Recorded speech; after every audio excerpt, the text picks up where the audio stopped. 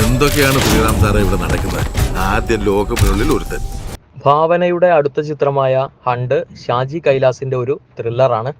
ഊഷ്മള romantic comedy ചിത്രമായ എൻ്റെ കാക്കാക്ക് ഒരു പ്രേമമുണ്ട് എന്ന ചിത്രത്തിലൂടെ ഈ വർഷം ആദ്യം മലയാളത്തിലേക്ക് തിരിച്ചെത്തിയതിനു ശേഷമുള്ള ഭാവനയുടെ രണ്ടാമത്തെ ചിത്രമാണിത്. ആ ചൂടുന്ന ആറുന്നതിന് മുമ്പ് ഒരു വീപ്പയ്ക്കുള്ളിൽ ആത്മാവുണ്ട് എന്ന് നിങ്ങൾ പറയുന്ന ഒരു സ്പേസ് ഈ ക്യാമ്പസിലുണ്ട്. വരാനിരിക്കുന്ന മലയാളം ചിത്രമായ ഹണ്ടിന്റെ ഒരു ചെറിയ ടീസറിൽ പശ്ചാത്തലത്തിൽ ഭയാനകമായ സംഗീതം പ്ലേ ചെയ്യുമ്പോൾ ഭാവന ഇരുണ്ടതും വിജനവുമായ സ്ഥലങ്ങളിൽ ഒറ്റയ്ക്ക് അന്വേഷിക്കാൻ പോകുന്നത് കാണിക്കുന്നു.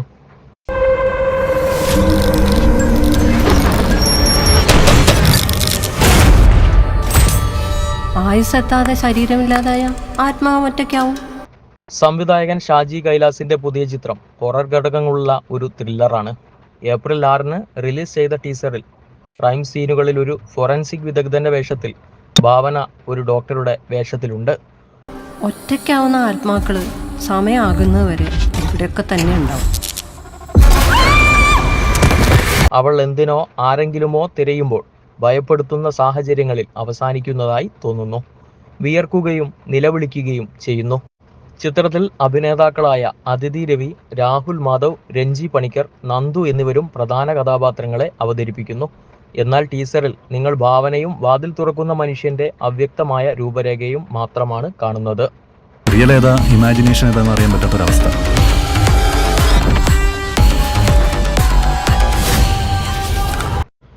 നിഖിൽ ആനന്ദ് തിരക്കഥ എഴുതിയ ചിത്രം നിർമ്മിച്ചിരിക്കുന്നത് കെ രാധാകൃഷ്ണനാണ്. ഛായാഗ്രാഹണം ജാക്സൺ ജോൺസണും എഡിറ്റിംഗ് അജാസ് പുക്കാടനുമാണ്. തീവണ്ടി ഫെയിം കൈലാസ് മേനോനാണ് സംഗീതം ഒരുക്കിയിരിക്കുന്നത്. ആദിലും അഷ്റഫ് സംവിധാനം ചെയ്ത ഒരു ഊഷ്മള റൊമാൻറ്റിക് കോമഡി ചിത്രമായ എൻ്റെ കാക്കാക്ക് ഒരു പ്രേമമുണ്ട് എന്ന ചിത്രത്തിലൂടെ ഈ വർഷം ആദ്യം മലയാളത്തിലേക്ക് തിരിച്ചെത്തിയതിനു ശേഷമുള്ള ഭാവനയുടെ രണ്ടാമത്തെ ചിത്രമാണിത്.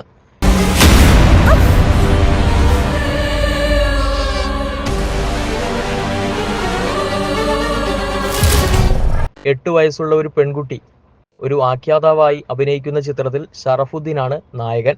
ഭാവന പക്വതയുള്ള ഒരു വേഷം ചെയ്യുന്നതും ഒരു കൊച്ചുകുട്ടിയുടെ അമ്മയായി അഭിനയിക്കുന്നതും ബുദ്ധിമുട്ടുള്ള ദാമ്പത്യം കൈകാര്യം ചെയ്യുന്നതും സിനിമയിൽ കണ്ടു. 2017-നും 2022-നും ഇടയിൽ മലയാള സിനിമകളിൽ സജീവമല്ലെങ്കിലും ഭാവന നിരവധി കന്നഡ സിനിമകളിൽ പ്രവർത്തിച്ചിട്ടുണ്ട്. ഈ വർഷങ്ങളിൽ മലയാള സിനിമാ പ്രവർത്തകരിൽ നിന്ന് നിരവധി ഓഫറുകൾ വന്നിരുന്നു. ഷാജിയുടെ ഓഫറും അതിലൊന്നായിരുന്നു. ശക്തമായ പുരുഷ കഥാപാത്രങ്ങളെ കേന്ദ്രീകരിച്ചുള്ള ആക്ഷൻ ചിത്രങ്ങൾക്ക് പേരുകേട്ട ഷാജി അടുത്തിടെ പൃഥ്വിരാജിനെ നായകനാക്കി 2 സിനിമകൾ ചെയ്തു. കടുവയും കാപ്പയും. മറ്റൊന്ന് മോഹൻലാലിനൊപ്പം ഒറ്റയ്ക്ക്. ഈ 3 സിനിമകൾ ചെയ്യപ്പെടുന്നതിന് മുമ്പ് അദ്ദേഹത്തിനും മലയാള സിനിമയിൽ വർഷങ്ങളുടെ ഇടവേളയുണ്ടായിരുന്നു എന്നതാണ് ശ്രദ്ധേയം.